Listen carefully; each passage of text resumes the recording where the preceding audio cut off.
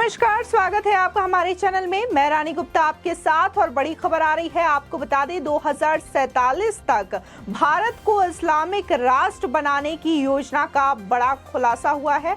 आपको बता दें कि ये पीएफआई की खतरनाक मंसूबों का दरअसल बिहार पुलिस ने खुलासा किया है। इसी के साथ ही 2 संदिग्ध आतंकवादियों को भी गिरफ्तार किया है, जो कि मार्शल आर्ट के नाम पर लोगों को ट्रेनिंग देते थे, युवाओं को ट्रेनिंग देते थे, साथ ही युवाओं का ब्रेन वॉश किया जाता था ताकि अधिक से अधिक युवाओं को ट्रेनिंग दे सके, जिहादी ट्रेनिंग दे सके। आपको बता दें जहां अतहर परवेज नाम के शख्स को गिरफ्तार किया गया, तो इसी के साथ ही बिहार पुलिस में सब इंस्पेक्टर रह चुके मोहम्मद जलालुद्दीन को भी गिरफ्तार किया गया है। आपको बता दें कि जो अतहर परवेज हैं, उनके भाई पहले ही पटना बम ब्लास्ट मामले में जेल में है और इस तरीके से जो कनेक्शन है वो हमेशा से ही इनका आतंकवादी संगठनों से रहा है। इसी के साथ ही पीएफआई से भी कनेक्शन का खुलासा हुआ है। आपको बता दें इनके पास से कई तरीके के डॉक्यूमेंट्स और इसी के साथ ही पैम्पलेट्स भी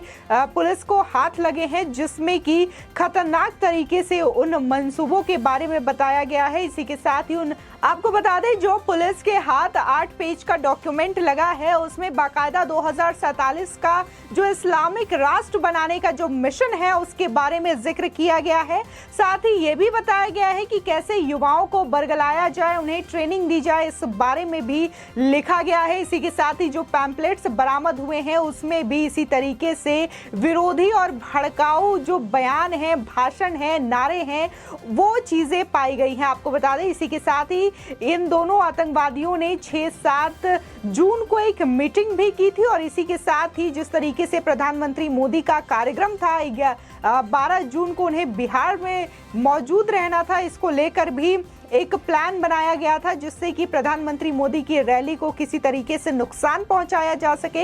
लेकिन इससे पहले ही पुलिस ने गिरफ्तार कर लिया और उनके मंसूबों पर भी पानी फिर गया। आपको बता दें कि इसको लेकर भी एक बड़ा खुलासा हुआ है कि टर्की, बांग्लादेश और पाकिस्तान से हवाला के जरिए इन्हें फंडिंग भी की जाती थी। इसको लेकर के अब ईडी भी इस मामले में जांच करेगी कि आखिर कहां से और उन्हें ट्रांजैक्शंस हुए हैं और कौन कौन लोग इन्हें फंडिंग किया करते थे और इन्हें कहां से पैसे मुहैया होते थे। इसी के साथ ही जो संगठन से ये जुड़े हैं उसकी भी अब जो जांच है वो शुरू कर दी गई है। साथ ही जिस तरीके से बिहार पुलिस ने खुलासा किया है तो इसी खुलासे से लगातार सनसनी मची हुई है और जिस तरीके से ये इस्लामिक राष्ट्र बनाने का 2047 तक जो विजन सामने आया है उसने देश में खलबली मचा दी है। आपको बता दें बिहार की पटना पुलिस ने 2 संदिग्ध आतंकवादियों को गिरफ्तार किया है। इन दोनों के संबंध में चरमपंथी संगठन पॉपुलर फ्रंट ऑफ इंडिया यानी कि पीएफआई से बताए जा रहे हैं। वहीं पुलिस का कहना है कि इनके कब्जे से कई आपत्तिजनक दस्तावेज भी बरामद हुए हैं, जिसमें पता चलता है कि दोनों आतंकी वर्ष 2047 तक भारत को इस्लामिक राष्ट्र बनाने और मुगलों का राज फिर से स्थापित करने की दिशा में काम कर रहे थे। साथ ही दोनों मार्शल आर्ट के नाम पर हथियार चलाने का ट्रेनिंग कैंप चला रहे थे। ये दोनों एक समुदाय विशेष के लोगों को आतंकी प्रशिक्षण देने का काम कर रहे थे। इसी के साथ ही आपको बता दें दोनों संदिग्धों के तार पॉपुलर फ्रंट ऑफ इंडिया और इसी के साथ ही social democratic party of India यानी कि एसडीपीआई से जुड़े बताए जा रहे हैं। ये एक बिल्डिंग में एनजीओ के नाम पर युवाओं को हथियार चलाने की ट्रेनिंग देते थे और इनके निशाने पर प्रधानमंत्री मोदी का बिहार दौरा भी था। इसके लिए उन्होंने 15 दिन पहले ही ट्रेनिंग शुरू कर दी थी, लेकिन समय रहते ही पुलिस ने इनका भांडाफोड़ कर दिया। आपको बता दें कि पटना के एसपी मनीष कुमार ने बताया कि दोनों को फुलवारी शरीफ से गिरफ्तार किया गया है। इनका नाम मोहम्मद जलालुद्दीन और अतहर परवेज है। मोहम्मद जलालुद्दीन झारखंड पुलिस का रिटायर्ड अधिकारी है, जबकि अतहर परवेज पहले देश विरोधी गतिविधियों की वजह से कई साल पहले प्रतिबंधित हो चुके आतंकी संगठन सिमी का मेंबर था। सिमी पर बैन लगने के बाद वो पीएफआई से जुड़ गया। इन दिनों उसके राजनीतिक wing social democratic party of India के साथ वो काम कर रहा था। इसी के साथ ही आपको बता दें कि एएसपी मनीष कुमार ने बताया कि दोनों ने फुलवारी शरीफ के नया टोला अहमद पैलेस को ट्रेनिंग कैंप बनाया हुआ था। वहीं पर वे मार्शल आर्ट की ट्रेनिंग के नाम पर देश के अलग अलग राज्यों से समुदाय विशेष के युवकों को बुलाते और उन्हें आतंकी गतिविधि की ट्रेनिंग देते। पिछले 2 महीने से आरोपियों के पास दूसरे राज्यों के लोग भी आ रहे थे। आने वाले लोग टिकट बुक करते समय और होटलों में रहने के दौरान अपना नाम बदल कर रहते थे। आपको बता दें दोनों आतंकवादियों के पास से 8 पेज का विजन पेपर मिला है, जिसमें वर्ष 2047 तक भारत को मुस्लिम राष्ट्र बनाने की बात कही गई है।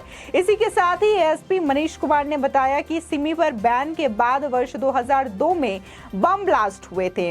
इस मामले में अतहर परवेज का छोटा भाई गिरफ्तार किया गया था। वो कई महीने से जेल में रह रहा है। उसके वापस आने के बाद दोनों भाई एक खास समुदाय के लोगों के लिए आतंकी ट्रेनिंग कैंप चला रहे थे।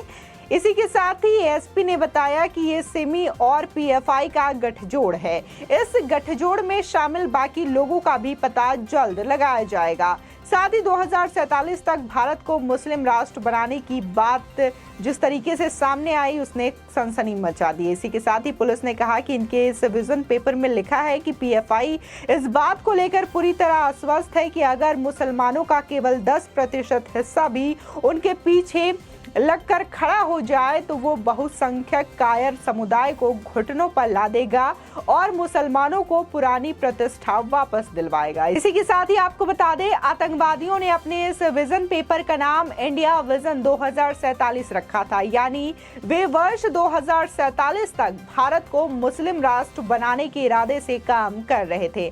आपको बता दें, इसी के साथ ही एएसपी मनीष कुमार ने बताया कि परवेज ने भी लाखों का चंदा जुटाया है। लोगों को मार्शल आर्ट के नाम पर और तलवार और चाकुओं का इस्तेमाल करना सिखाया गया है। यही नहीं, आरोपियों ने उनके धार्मिक हिंसा के लिए भी उकसाया है। इसी के साथ ही पुलिस ने कहा कि हमारे पास सीसीटीवी फुटेज के साथ साथ गवाहों के खाते भी हैं। परवेज ने भी लाखों में धन जुटाया है। ईडी भी इस मामले की जांच में शामिल हो रही है। इनको फंडिंग कहां से होती थी, इनकी जांच अब ईडी करेगी। और जिस तरीके से बातें सामने आ रही हैं कि इनको लेकर के बांग्लादेश, पाकिस्तान और टर्की से भी इनको फंडिंग की जाती थी हवाला के जरिए, तो इसकी भी ईडी अब जांच करेगी। इसी के साथ ही पुलिस ने कह दिया है कि जिस तरीके से इनका गठजोड़ देखा जा रहा है तमाम संगठनों से, तो उसकी भी जांच की जाएगी। इसी के साथ ही जिस तरीके से ये 8 पेज का ये जो विजन पेपर मिला है, उससे भी कई खुलासे होने बाकी है। इसी के साथ ही जिस तरीके से ये जो मोहम्मद जलालुद्दीन बताए जा रहे हैं, वो झारखंड पुलिस के रिटायर्ड सब इंस्पेक्टर रह चुके हैं। इसी के साथ ही जो परवेज बताए जा रहे हैं, अतहर परवेज, वो सेमी के साथ उन्होंने काम किया था, जिसके बाद जहां सेमी को बैन कर दिया गया था आतंकी गतिविधियों में शामिल होने की वजह से, तो जिसके बाद अतहर जो है वो पीएफआई से जुड़ा।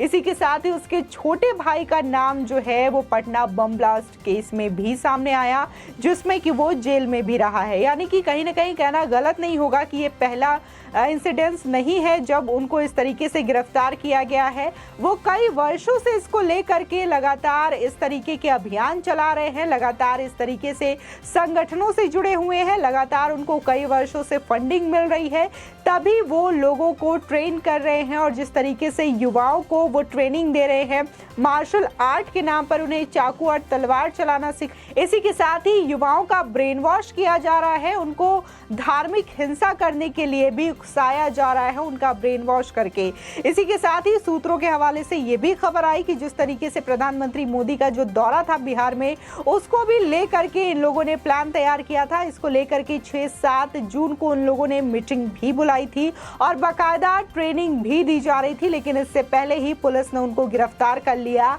और गिरफ्तार करने के बाद जब पुलिस ने ये प्रेस कॉन्फ्रेंस की, तो उसमें तमाम जो बातें हैं इनको लेकर के वो क्लियर की गई कि आखिर किस तरीके से इतने सालों से ये लोग जो हैं वो एनजीओ और मार्शल आर्ट के नाम पर युवाओं को ट्रेनिंग दे रहे हैं, उकसा रहे हैं, उनका ब्रेन वॉश कर रहे हैं, ताकि ये लोग धार्मिक हिंसा में जिस तरीके से इन्वॉल्व हो जाए। और देश में जो माहौल इस समय देखने को मिल रहा है शायद इन्हीं की वजह से हो रहा है और ऐसी चीज़ों की वजह से ही ये देखने को मिल रही है। जिस तरीके से कानपुर हिंसा में भी ये बातें सामने आई थी कि उनको भी फंडिंग की गई थी, उनको भी ट्रेनिंग दिया गया था, उनको भी लगातार मैसेजेस फॉरवर्ड किए गए थे, उनका ब्रेन वॉश किया गया था, धार्मिक तरीके से उनको उकसाया गया था ताकि वो पत्थरबाजी कर सके और बाकायदा इनको फंडिंग भी की जा रही थी। आपकी इस खबर पर क्या राय है हमारे कमेंट सेक्शन में जरूर बताएं। आगे की और भी अपडेट के लिए चैनल को सब्सक्राइब करना ना भूलें।